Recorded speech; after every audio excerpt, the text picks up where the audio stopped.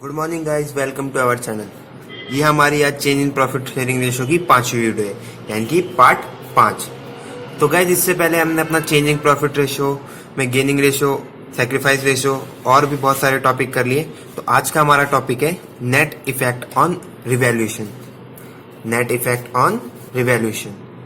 तो guys, revaluation क्या होता है? Change in the value of assets and liability. अगर हमारा असेट्स है और लायबिलिटी है, उसकी वैल्यू में अगर चेंज आता है किसी भी तरह का, अगर वो इंक्रीज करता है या डिक्रीज करता है, वो हमारा क्या कहलाता है guys? Revaluation. Present value being different from the book value of assets and liability. कि जो हमारी प्रेजेंट वैल्यू है एसेट्स एंड लायबिलिटी की, वो डिफरेंट है किससे? उसकी बुक वैल्यू से। ये हमारा कहलाता है रिवैल्यूएशन। तो गाइस, इसमें रिवैल्यूएशन को calculate, net effect on revaluation को कैलकुलेट करने में सबसे पहले हम कैलकुलेशन करेंगे नेट इफेक्ट का, calculation of net effect on revaluation. तो इसमें हम सबसे पहले देखते हैं गाइस, जो हमारा एसेट्स है अगर वो इंक्रीज करेगा तो हम प्लस करेंगे, एसेट्स हमारा अगर डिक्रीज करेगा तो माइनस करेंगे, लायबिलिटी अगर डिक्रीज करेगी तो उसको हम क्या करेंगे? ऐड करेंगे, और लायबिलिटी हमारी इंक्रीज करेगी तो उसको हम माइनस करेंगे। तो गाइस, इसमें हमारा रूल फॉलो होता है, अगर हमारा एसेट्स की वैल्यू बढ़ेगी तो वो हमारे लिए प्रॉफिट है, इसलिए हमने ऐड कर दिया, और एसेट्स की वैल्यू अगर घटेगी तो हमारे लिए लॉस है, इसलिए हमने माइनस किया।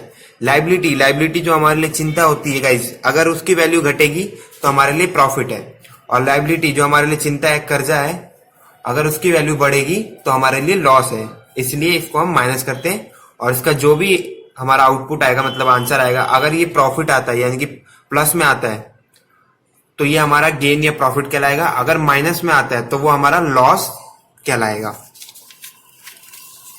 अगर गाइज मान लीजिए हमें नेट इफेक्ट ऑन रिवैल्यूएशन में गेन होता है या प्रॉफिट होता है, तो हम उसकी कौन सी एंट्री पास करते हैं? Gaining partners capital account debit to sacrifice partner capital account. जो हमारे गेनिंग पार्टनर है उनको डेबिट कर देंगे हम, और सैक्रिफाइस को credit, being the adjustment entry pass. और अगर गाइज हमें लॉस होता है इसमें, तो sacrifice partners capital account debit to gaining partner capital account, being the adjusted entry pass. तो गाइज, ये हमारा छोटा सा फॉर्मेट था इसका नेट इफेक्ट कैलकुलेट करने का और उसकी एंट्री पास करने का। अब हम एक क्वेश्चन के द्वारा इसको समझेंगे अच्छे तरीके से।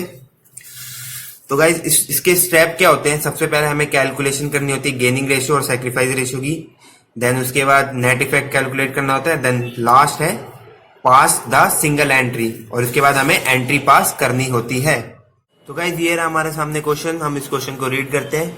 XYZ share profit as 5:3:2।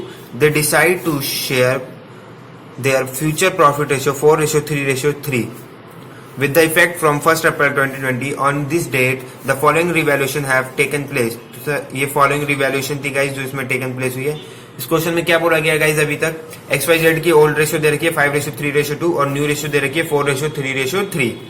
और क्या बोला है? 1 अप्रैल 2020 से जो उनके कुछ प्रॉफिट और लॉस थे वो रिवैल्यू कर दिए गए। तो गाइज, हम देखते हैं कैसे कैसे रिवैल्यू किए। उनकी बुक वैल्यू दे रखी है और रिवाइज वैल्यू दे रखी है। इन्वेस्टमेंट गाइज हमारा 22,000 था बुक वैल्यू, और रिवाइज वैल्यू कितनी है? 25,000। तो इंक्रीज कर गया 3,000, तो हमने यहाँ पर ऊपर की साइड एरो बना दिया। प्लांट एंड मशीनरी 25,000 था और 20,000 हो गया, तो वैल्यू डिक्रीज कर गई, तो हम वैल्यू एरो नीचे की साइड बना देते हैं। देन आगे देखते हैं लैंड एंड बिल्डिंग 40,000 से 50,000 हो गया, वैल्यू इंक्रीज की है, ऊपर की साइड एरो कर देते हैं। आउटस्टैंडिंग एक्सपेंस दे रखा है 5,600 से लेके 6,000, तो वैल्यू इंक्रीज कर गई है, ऊपर की साइड एरो कर देते हैं। सन्ड्री डेटर 60,000 से 50,000 हो गया, वैल्यू डिक्रीज की है, नीचे की साइड एरो कर देते हैं। ट्रेड क्रेडिटर 70,000 से 60,000 हो गया है, वैल्यू घट गई है, तो हम नीचे की साइड एरो कर देते हैं। गाइज, आगे क्या लिखा है क्वेश्चन में? Pass necessary adjustment entry to be made because of the all of the changes in the value of assets and liability. हमें एडजस्टमेंट एंट्री पास करनी है गाइज, क्योंकि जो वैल्यू किस कारण से चेंज, एडजस्टमेंट एंट्री पास करनी है कि जो वैल्यू चेंज हुई है हमारी एसेट्स और लायबिलिटी में, उस कारण से। तो गाइज, बहुत ही ज्यादा सिंपल क्वेश्चन है, हम इसका सॉल्यूशन स्टार्ट करते हैं। तो सबसे पहले हमारा पहला स्टेप हमने क्या लिखा था? हमारा पहला स्टेप क्या था guys? Calculation of gaining ratio and sacrifice ratio. तो हम सबसे पहले कैलकुलेशन करेंगे गेनिंग रेशियो और सैक्रिफाइस रेशियो की। तो गाइज, हम सबसे पहले लिखते हैं जो हमें क्वेश्चन में गिवन है, old ratio of X Y Z. Old ratio कितनी गिवन है? 5:3:2। New ratio of X Y Z 4:3:3। Question में गाइज हमें यही दोनों रेशो गिवन है। Old ratio 5:3:2, new ratio 4:3:3। तो गाइज अब यहाँ पर हम कोई सा भी फॉर्मूला लगा सकते हैं, अपना गेनिंग रेशो का भी और सैक्रिफाइस रेशो का। तो मैं सैक्रिफाइस रेशो का लगाता हूँ। Sacrifice ratio old ratio minus में न्यू रेशो। जो हमारी पुरानी रेशो गिवन है उसको हम माइनस कर देंगे न्यू रेशो से, तो हमारा सैक्रिफाइस रेशो आ जाएगा। तो हम x का देखते हैं। x का क्या है गाइज? हमारा x की ओल्ड रेशो क्या थी हमारी? 5/10 और इसकी 4/10। तो ये हमारा आ जाएगा 1/10। हमने सैक्रिफाइस लगाया और प्लस में है तो ये हमारा सैक्रिफाइस ही कर रहा है। y की देखते हैं गाइज। y की क्या है? 3/10 माइनस में 3/10, तो ये हमारा नील आ गया। देन जेड का देखते हैं। जेड हमारा जो पार्टनर है उसकी है ओल्ड रेशो 2/10 माइनस में 3/10, माइनस 1/10 आ रहा है। ये हमने सेक्रीफाइस का फॉर्मूला लगाया था लेकिन माइनस में आ रहा है, तो ये हमारा पार्टनर गेन कर रहा है। ठीक है गाइज, हमारा पहला स्टेप कंप्लीट हो गया। हमने गेनिंग पार्टनर और सेक्रीफाइस पार्टनर निकाल लिया। देन हमारा सेकंड स्टेप क्या था गाइज? नेट इफेक्ट कैलकुलेट करने का। तो हम यहां पर लिखते हैं कैलकुलेशन ऑफ नेट इफेक्ट। हम कैलकुलेशन करने जा रहे हैं गाइज। तो कैलकुलेशन ऑफ नेट इफेक्ट में सबसे पहले क्या था? Increase in assets. जो हमारा असेट्स है अगर उसकी वैल्यू इंक्रीज कर रही है तो हम उसको ऐड करेंगे। तो यहाँ पर गाइज हमारा असेट्स इन्वेस्टमेंट है, इन्वेस्टमेंट हमारा असेट्स है, उसकी वैल्यू इंक्रीज कर रही है तो हम वो लिखेंगे। गाइज यहाँ पर हम वो वैल्यू लिखेंगे जो इंक्रीज कर रही है, पूरा टोटल नहीं लिखेंगे। तो हम यहाँ लिखेंगे investment, increase in investment, increase in investment. Investment की वैल्यू इंक्रीज कर रही है कितने से? 3000 से। देन उसके बाद देखते हैं गाइस, प्लांट एंड मशीनरी की वैल्यू डिक्रीज कर रही है 5000। तो डिक्रीज कर रही है तो हम माइनस करेंगे decrease in plant and machinery. Plant and machinery की वैल्यू हमारी डिक्रीज कर रही है 5000, वो लिख दिया हमने। देन गाइस आगे देखते हैं, लैंड एंड बिल्डिंग की वैल्यू हमारी बढ़ रही है 10000। तो increase in land and building कितना गाइस? 10000। देन उसके बाद देखते हैं गाइस आउटस्टैंडिंग एक्सपेंस। ये हमारा एक्सपेंस है, इसकी वैल्यू भी बढ़ रही है। एक्सपेंस की वैल्यू बढ़ती है यानी कि हमारे लायबिलिटी है। लायबिलिटी की वैल्यू अगर बढ़ेगी तो गाइस वो हमारा क्या होगा? इंक्रीज इन लायबिलिटी हमारा क्या होगा? माइनस।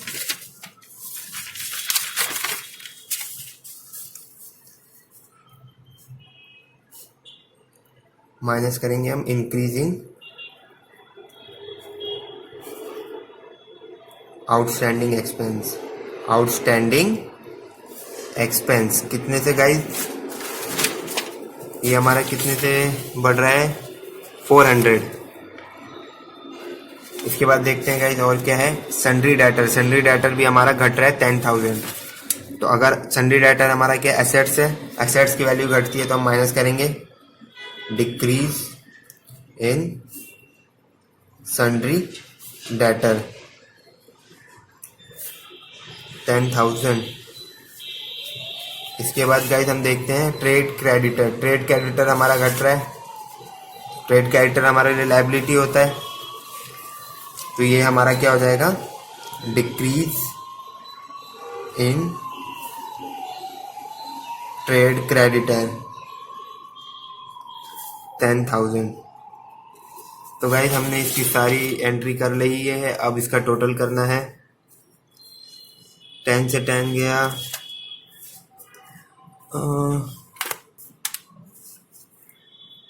3000 प्लस में 10,000 प्लस में 10,000 माइनस में 5000 माइनस में 10,000, माइनस में 400, तो ये हमारा आ गया गाइस 7,600, वो भी प्लस में 7,600। तो ये हमारा क्या हो गया गाइस, प्रॉफिट हो गया है। ये हमारा क्या हो गया गाइस, प्रॉफिट। यहाँ पर हम लिखेंगे नेट इफेक्ट ऑन रिवैल्यूएशन। तो गाइस हमारी 2 स्टेप पूरे हो गए हैं एंड देन लास्ट स्टेप है पास द सिंगल एंट्री। तो गाइस अगर हमारा प्रॉफिट होगा तो हम कौन सी एंट्री पास करेंगे, gaining partners capital account to sacrifice partners capital account. तो हम यहाँ पर लिखते हैं हमारा गेनिंग पार्टनर कौन था गाइस, जेड है, और सैक्रिफाइस पार्टनर एस है। तो हम यहाँ पर एंट्री क्या पास करेंगे गाइस, एंट्री। गेनिंग पार्टनर हमारा जेड था गाइस, तो Z capital account debit to X capital account. यहाँ पर अमाउंट कितना आएगा गाइस, हमारा जो पार्टनर है वो कितने शेयर से गेन कर रहा है, 1/10। तो जो हमारा आंसर निकलेगा यहाँ पर नेट रिवैल्यूएशन में प्रॉफिट या लॉस निकलेगा, इसको हम उससे इनटू करेंगे। तो हम यहाँ पर लिखते हैं amount debited to Z capital account. Total amount कितना था, 766 इंटू में 1/10, तो ये हमारा आ गया 760। तो यही अमाउंट हमारा दोनों में आ जाएगा 760। और आप नरेशन भी लिख सकते हैं being the adjusted entry pass. तो गाइज ये हमारा रिवैल्यूएशन का टॉपिक भी खत्म हो गया है। Thank you for watching.